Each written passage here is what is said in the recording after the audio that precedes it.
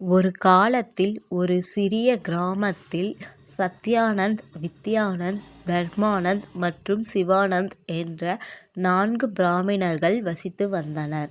அவர்கள் ஒன்றாக வளர்ந்து நல்ல நண்பர்களாக மாறினார்கள். சத்யானந்த், வித்யானந்த், தர்மானந்த் ஆகியோர் மிகுந்த அறிவாளிகள். ஆனால் சிவானந்த் தனது பெரும்பாலான நேரத்தை சாப்பிடுவதிலும் தூங்குவதிலும் கழித்தார். அவர் அனைவராலும் முட்டாள்தனமாக கருதப்பட்டார். ஒரு முறை கிராமத்தில் பஞ்சம் ஏற்பட்டது. அனைத்து பயிர்களும் தோல்வியடைந்தன. ஆறுகள், ஏரிகள் வறண்டு போக ஆரம்பித்தன. கிராம மக்கள் உயிரை காப்பாற்றிக் கொள்ள வேறு கிராமங்களுக்கு செல்லத் தொடங்கினர். நாங்களும் விரைவில் வேறு இடத்திற்கு செல்ல வேண்டும், இல்லையெனில் பலரைப் போல நாமும் இறந்து விடுவோம் என்று சத்யானந்த் கூறினார். அவர்கள் அனைவரும் அவருடன் உடன்பட்டனர். ஆனால் சிவானந்த் பற்றி என்ன என்று சத்யானந்த் கேட்டார்.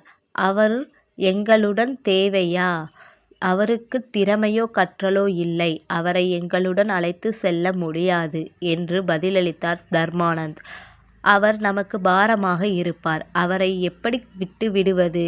அவர் எங்களுடன் வந்தார் என்று வித்யானந்த் கூறினார். நாங்கள் சம்பாதித்ததை நாங்கள் 4 பேருக்கும் சமமாக பகிர்ந்து கொள்வோம் என்று கூறினார். சிவானந்தையும் உடன் அழைத்து செல்ல அனைவரும் சம்மதித்தனர். தேவையான பொருட்களை எல்லாம் கட்டிக்கொண்டு அருகில் உள்ள ஊருக்கு புறப்பட்டனர். வழியில் அவர்கள் ஒரு காட்டை கடக்க வேண்டியிருந்தது. அவர்கள் காட்டின் வழியாக நடந்து சென்றபோது ஒரு மிருகத்தின் எலும்புகளை கண்டனர். அவர்களை ஆர்வமாகி எலும்புகளை நெருக்கமாக பார்க்க நிறுத்தினார்கள். அவை சிங்கத்தின் எலும்புகள் என்றார் வித்யானந்த். மற்றவர்களும் ஒப்புக்கொண்டனர். எங்கள் கற்றலை சோதிக்க இது ஒரு சிறந்த வாய்ப்பு என்று சத்யானந்த் கூறினார். நான் எலும்புகளை ஒன்றாக இணைக்க முடியும். இவ்வாறு கூறி அவர் எலும்புகளை ஒன்று சேர்த்து சிங்கத்தின் எலும்புக்கூட்டை உருவாக்கினார்.